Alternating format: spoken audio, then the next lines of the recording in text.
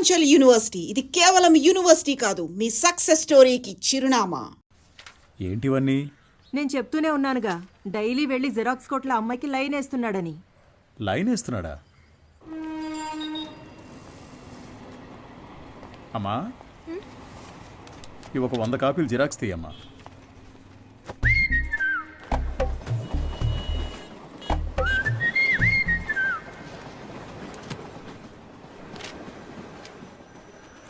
ఇంతకు ముందు వీడిని ఎక్కడైనా చూసావా అమ్మా? లేదు సార్. ఆయనకేంటి ప్రాబ్లం? ఎందుకు కనిపించకుండా పోయారు? మతి స్థిమితం లేకుండా తిరుగుతున్నాడమ్మా. ఉదయాన్నే ఫోన్ చేసి నువ్వు లేనిదే బతకలేనన్నాడు.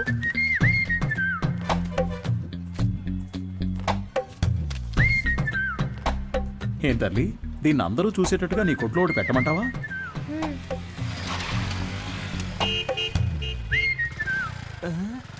ఐఎస్ఎం ఈయనకి ఇక్కడేం పని?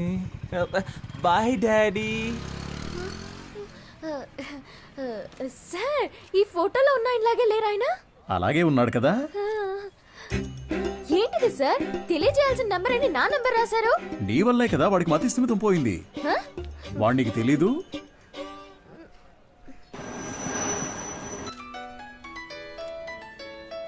సారే చేస్తున్నట్టున్నారు.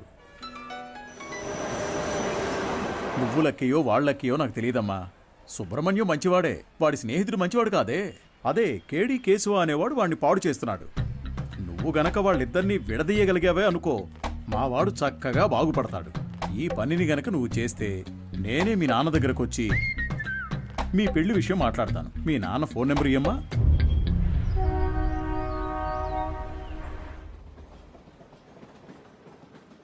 పనేమీ లేదని నవ్వుతూ చెప్తున్నావే, నిన్ను నమ్మి మా అమ్మాయిని ఎలా ఇస్తాను? సార్, నా మీద మీకు నమ్మకం లేకపోవచ్చు సార్, కానీ మీ అమ్మాయి మీద నాకు ఎంతో నమ్మకం ఉంది. నన్ను ఎలాగైనా కాపాడగలదు అని. నువ్వేమంటావు బంగారం? నీకు అసలు సిగ్గుందా? నువ్వు రాజకీయ నాయకుడు అవుతావని మా పాప చెప్పింది. చెప్పేశావా? అవును సార్, రాజకీయాలకు దిగబోతున్నాను. ఆ తర్వాత చూడండి, మీ అమ్మాయిని మహారాణిలా చూసుకుంటాను. నాకు ఈ కాలు ఎందువల్ల పోయిందో తెలుసా? చెప్పండి మామయ్య, తెలుసుకుంటాను. రాజకీయంలో అపోజిషన్ వాళ్ళు నరికేశారు. నువ్వు ఎవడి చుట్టైతే చప్పట్లు కొడుతూ తిరుగుతున్నావో వాడే నరికేశాడు. వాడి దగ్గరకు చేరొద్దు, రాజకీయాల్లో తిరగొద్దు అని నేను నిన్నేం శాసించను. వచ్చే ఎలక్షన్స్లో నువ్వు గెలిచి వస్తేనే మా అమ్మాయిని ఇచ్చి పెళ్లి చేస్తాను. వాడు నీ కాళ్ళు కూడా నరికేయచ్చు. దాని గురించి నేనేం భయపడను. దీని పేరు మాత్రమే పాప కాదు, ఇది ఎప్పటికీ నాకు పాపే.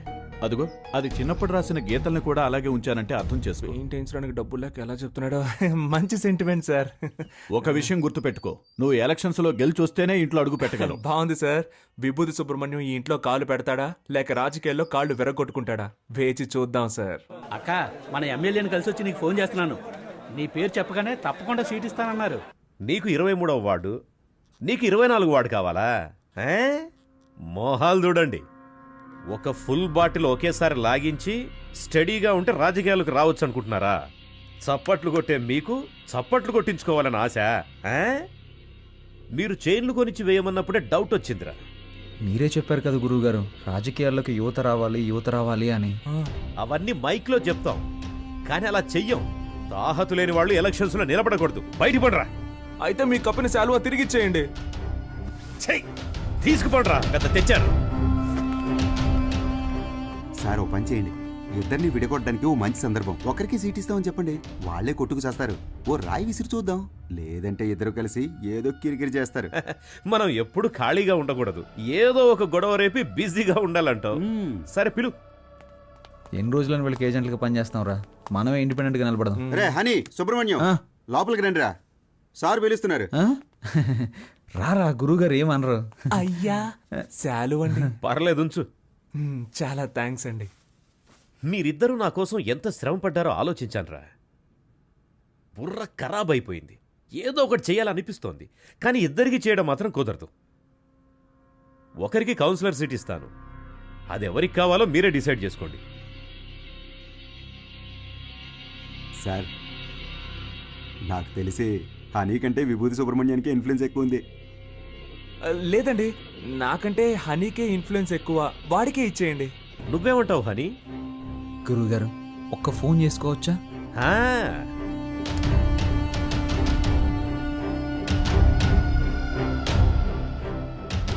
అయ్యప్ప, రేపు ఏ టైం బాగుందో కొంచెం చూసి చెప్తావా? ఎలక్షన్స్కి నామినేషన్స్ వేయాలి. అవునవును, సుబ్రహ్మణ్యం నిలబడుతున్నాడు. వాడితో పాటు నేను కూడా నిలబడుతున్నాను. మాకొకటి సీట్లు ఇచ్చేదేంటి? మేమే ఇండిపెండెంట్గా నిలబడుతున్నాం. 10:30 మంచి సమయం అంట. రే నువ్వు ఒక్కడిగా నిలబడరా. రేయ్ సుబ్రహ్మణ్యం, వీళ్ళు మనల్ని విడదీయడానికి ప్రయత్నం చేస్తున్నారు. సీటు కోసమో నోటు కోసమో మా స్నేహం అమ్ముడు పోదు. స్వతంత్ర అభ్యర్థులుగా నెగ్గి చూపిస్తాం. రే రారా పోదాం. రే నేను ఒక పంచ్ డైలాగ్ కొడతాను. కొట్టు. నాన్న నువ్వు మా పార్టీకి అపోజిషన్ వాడివి, ఇకపై మేమే నీకు అపోజిషన్ పార్టీ. ఇది ఓన్లీ ట్రైలర్ ఏమా, మెయిన్ పిక్చర్ ఇంకా చూడలేదుగా, చూద్దు గాని వస్తా. పోండ్రా పోండి. రే వాళ్ళేదో మామూలుగా శాలువా తీసుకొని పోతుంటే వాళ్ళని తిరిగి రమ్మని చెప్పావు.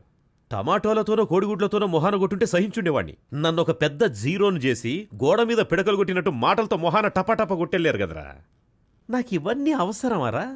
సార్ మీరేం కంగారు పడకండి. వాళ్ళు ఎలక్షన్లో నిలబడడం కుదరదు. మనల్ని లెక్క చేయకుండా వెళ్ళారుగా, వాళ్ళే లెక్కల్లో ఉండరు. అవును, తమరో పెద్ద మేధావి.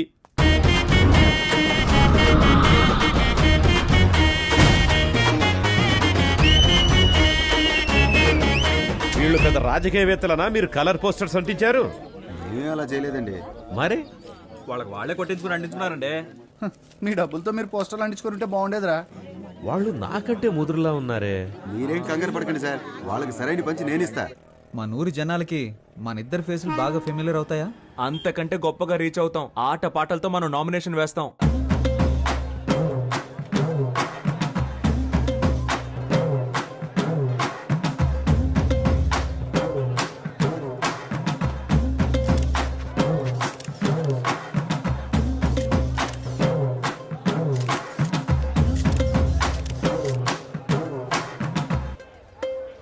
పక్కూరు నుంచి జనాల్ని పిలిపించారండి. డబ్బులు సెటిల్ చేయలేక చెప్పు దెబ్బలు తిన్నారు.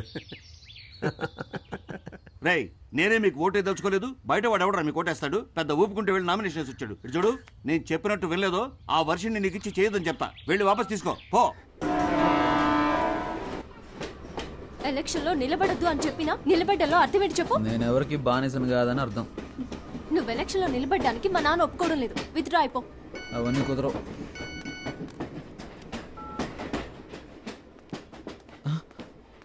అయ్యో, ఒక ముఖ్యమైన మీటింగ్ ఉంది, నేను బయలుదేరాలి. ఏం మీటింగ్? Party meeting. పార్టీ నడిపే మొహమా ఇది? మొహం చూడు. ఎలక్షన్లో నెక్కిన వెంటనే అరెస్ట్ చేయించేస్తాను నేను. వెళ్ళదు. ఆగరా. ఆగమంటున్నానా? పోవే.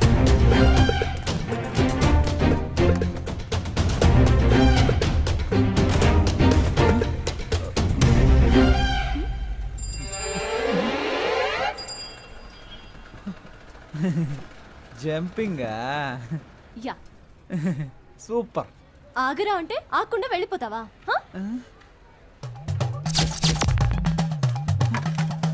ఓ చెప్తే మాట విన్నంటావా?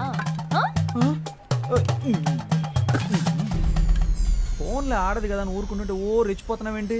ఏంటి కొట్టానంటే అంతే. మేమంతా నికార్సైన రౌడీలని తెలుసు కదా. కర్ర కింద పడేవే కింద. నన్నే కొడతావా హనీ? నేనేదో తమాషా చేశాను. నీతో కాక ఇంకెవరితో చేస్తాను? నిజంగా సీరియస్ అయ్యావా? I'm sorry honey.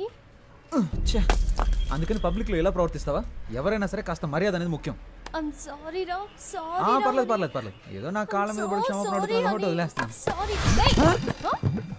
ఏంట్రా? ఏంటి? ఏయ్ హ్యాండ్స్ అప్. గుడ్. నీ కాళ్ళ మీద పడాలా? ఏమన్నా నీకు నేను మర్యాద ఇవ్వాలంటావా? ఇంతకు మించి నేను ఓపిక పట్టలేనే. మేమంతా ఎంత రెగ్యులర్ రౌడీనో చూపిస్తా నీకు. సార్ నేను కదా ఈ అమ్మాయి. అనుకున్నారు తను తింటామని, కానీ ఆ ఛాన్స్ ఇప్పుడే వచ్చింది. తనిచ్చుకో.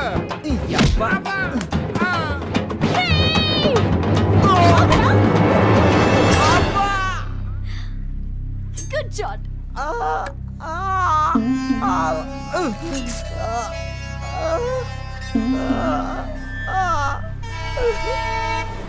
మనిషి పోయినా పర్వాలేదు కానీ పరువు పోకూడదు. వాడి టైం. రోడ్డు మీద పోయే ఆడదాన్ని ప్రేమించి నెత్తికెక్కించుకుని కొట్టింది కుమ్మింది అని ఏడిస్తే ఇప్పుడేంటి లాభం? ఎక్కడ్రా వర్షిని నాన్న ఆదినారాయణ? మావయ్య అత్తయ్య ఎలాంటిది? అత్తయ్య ఎలాంటిదా? ఆ, ఒక భార్యగా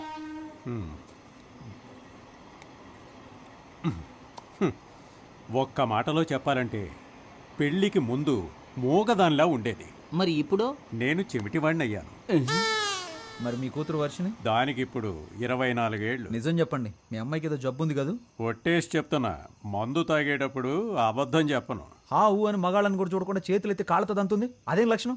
ఏమనంటే మొహం ఒకలా మారిపోతుంది, కళ్ళు చక్కరాల్లా తిప్పి కొడుతుంది. ఎందుకు? నిన్ను కొట్టిందే. అవును మా. కొట్టిందానా? కరవలేదంతే. మనోడు పీటీ ఉషాని తలుచుకొని పరిగెత్తుకుంటూ వచ్చాడు. కుక్క తరిగినప్పుడు కూడా అలా పరిగెట్టలేదు తెలుసా? ఎన్నిసార్లు కొట్టింది? 2-3 సార్లు. నువ్వెంతో అదృష్టవంతుడి వల్లుడు. నన్నైతే సుమారు 430 సార్లు కొట్టింది తెలుసా? 430 సార్లు? అది తప్పించుకు తిరిగేవాడిని గనక. వర్షిణి చాలా జూనియర్. మీ అత్తగారైతే 1000 సార్లకు పైనే. ఆవిడికి సినిమాల్లో పెట్టినట్టు డూప్లే అవసరం లేదు. మీ అత్త గాల్లోకి ఎగిరి ఒక్క తన్ను తంతుంది చూడు. నీ పెళ్ళం ఎగిరి తంతుందా? Wow, same to. షాక్ అవ్వకూడదు. ఇది పిల్ల, అది పెళ్ళం. కొడతారు, కొట్టని. మా అత్తగారే నన్ను 19 సార్లు ఎగిరి మరీ తన్నింది తెలుసా? బల్టీ కొట్టి కొట్టడంలో ఎక్స్పర్ట్. ఇవన్నీ బయటికి చెప్పుకొని తిరగలేం కదా. ఓయ్ పౌరుషం లేనోడా, ఏంటయ్యా ఇదంతా? ఇది వంశపారంపర్య వ్యాధులుడు. ఏం చేయమంటావు? మా అమ్మాయికి, వాళ్ళ అమ్మకి, వాళ్ళ అమ్మమ్మమ్మకి కూడా ఉంది. అబ్బబ్బబ్బబ్బబ్బబ్బా. ఇది ఎవరు పెట్టిన శాపమో. ఆడవాళ్ళ చేత తన్నులు తినాల్సి వస్తుంది. ఎందుకు ఈ విషయాలన్నీ నాకు ముందే చెప్పలేదు? నిన్ను చూసినప్పుడే అల్లుడు, నాకున్న బాడీ లాంగ్వేజే నీకు ఉందనిపించింది. నువ్వు ఎలాగైనా తట్టుకోగలవనే చెప్పలేదు. భలే చెప్పావులే. తాగిన మైకంలో కథ చెప్తున్నాడేమో. ఏయ్ ఏంట్రా ఇది? అల్లుడు, పెళ్ళి అనేది స్వర్గంలో నిర్ణయించబడుతుంది. కనిపెట్టాడురా. మనమేం చేయగలం? మనసు సరిగా లేనప్పుడు పెళ్ళైన మగాళ్ళు మందు కొడతారు, మరి పెళ్ళాలు మొగుళ్ళని కొడతారు. ఏనేంట్రా మావయ్యలా మాట్లాడకుండా తలకిందులుగా మాట్లాడుతున్నారు? దేవుడా, నాకిక మోక్షమే లేదా? రే, తెలియని దేవత కంటే తెలిసిన దెయ్యమే మేలు అని అంటారు. ఆ అమ్మాయి గురించి తెలిసిపోయింది. నువ్వు వేరే అమ్మాయిని చూసి అది దీనికంటే ప్రాబ్లం అయితేను వద్దురా. నువ్వేం చేస్తావంటే సేఫ్టీకి కరాటే నేర్చుకో. అప్పుడు వాళ్ళని అడ్డుకోవడానికి సెక్యూరిటీగా ఉంటుంది. హా, ఇంకా ఎత్తైన చోట కూర్చోవలసింది కదరా. అక్కడ మీ పేరు గల వాళ్ళు 10 మంది నామినేషన్లు వేశారు. నువ్వు హనీ కేశవ అయితే వాళ్ళు హనుమాన్ కేశవ, శివ కేశవ, హరీష్ కేశవ, దుర్గా కేశవ. మరి నువ్వు విభూతి సుబ్రహ్మణ్యం అయితే అక్కడ ఎస్ఆర్ సుబ్రహ్మణ్యం, శివ సుబ్రహ్మణ్యం, ఉమా సుబ్రహ్మణ్యం, కేడి సుబ్రహ్మణ్యం. కేడి సుబ్రహ్మణ్యమా? అవునరా, రకరకాల పేర్లతో నామినేషన్లు వేసి గందరగోళం చేస్తున్నారు.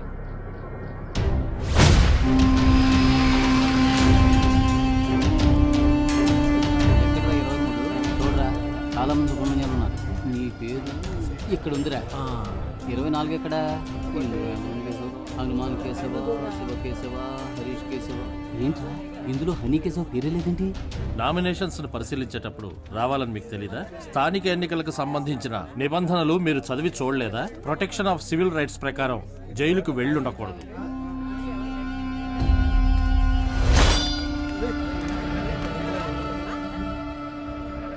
సో ఎలక్షన్స్ లో 6 సంవత్సరాల వరకు నిలబడకూడని పరిస్థితిలో మీరున్నారు. ఇది మాత్రమే కాకుండా వార్డు ప్రకారం సర్వే చేసిన లిస్టులో మీ పేరు గానీ మీ అడ్రస్ గానీ ఎందులోనూ లేవు. సో ఈ కారణంగా మీరు వేసిన ఆ నామినేషన్ ని రిజెక్ట్ చేశారు. వీళ్ళేరా అన్నిటికీ కారణం. రే హనీ, నేను ఎలక్షన్లో నుంచోనరా. ఈసారి కొద్దులేరా.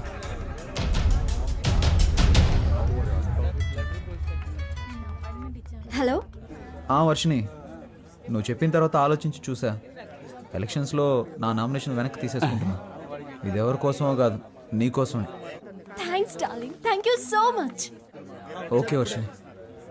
కేడి బిల్లాని నిరూపించావురా. రేయ్, ఎలక్షన్స్లో నువ్వు నిలబడుతున్నావు, మేం గెలిపిస్తాం. ఇదిగో ఎలక్షన్ లో గెలిచిరా. All the best.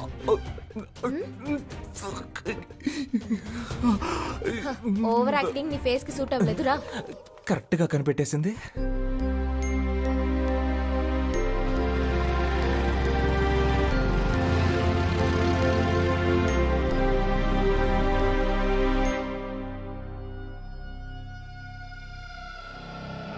అలాగా ఆ. నిర్ణయం చేశారా మనకు లేదని చెప్పడానికి. ఏమైంది? మనం శంఖం గుర్తు కావాలని అడిగాం కదా. ఇప్పుడు ఎస్ఆర్ సుబ్రహ్మణ్యం, శివ సుబ్రహ్మణ్యం, ఉమా సుబ్రహ్మణ్యం, కేడి సుబ్రహ్మణ్యం వీళ్ళందరూ కూడా శంఖం గుర్తే కావాలని అడిగారట. రే ఇప్పుడు ఏం చేద్దాంరా? రే లక్కీ డ్రాలో నిర్ణయిస్తారులేరా.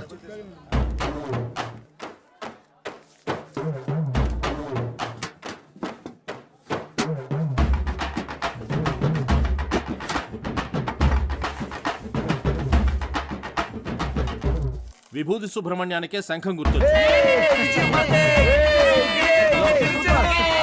కొత్తగా వచ్చారా? అవును సార్. బయటికి వెళ్ళండి అయ్యా.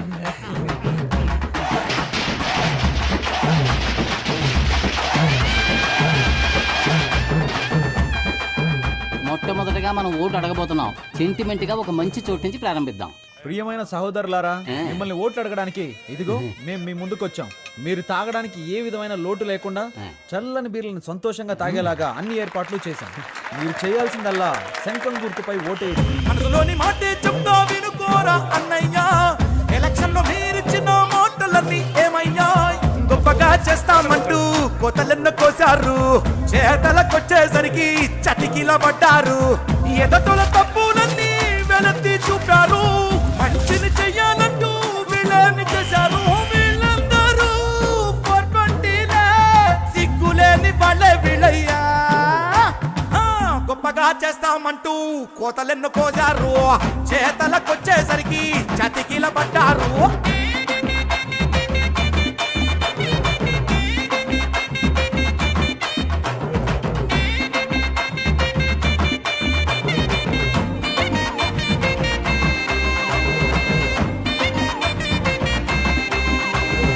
వాళ్ళు నెలకి సరిపడా కిరాణా సామాన్లు ఇస్తున్నారంట.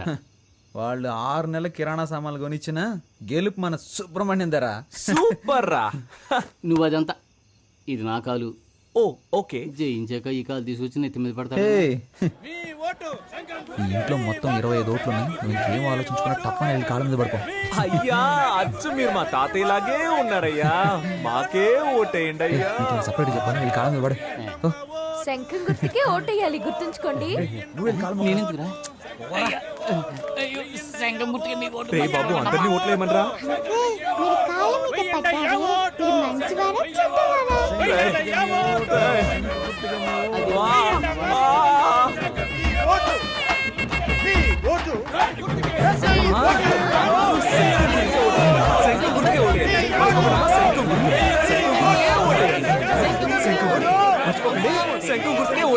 ఏమయ్యా, ఇది 23వ వార్డు, మీదేమో 24వ వార్డు.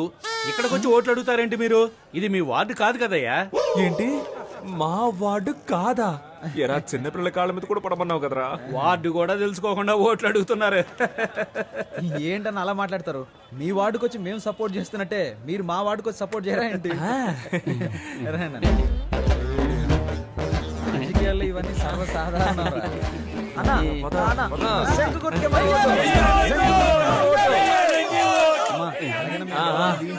శంఖం గుర్తుకే ఓటేయండి అమ్మా. శంఖం గుర్తు మర్చిపోకండి.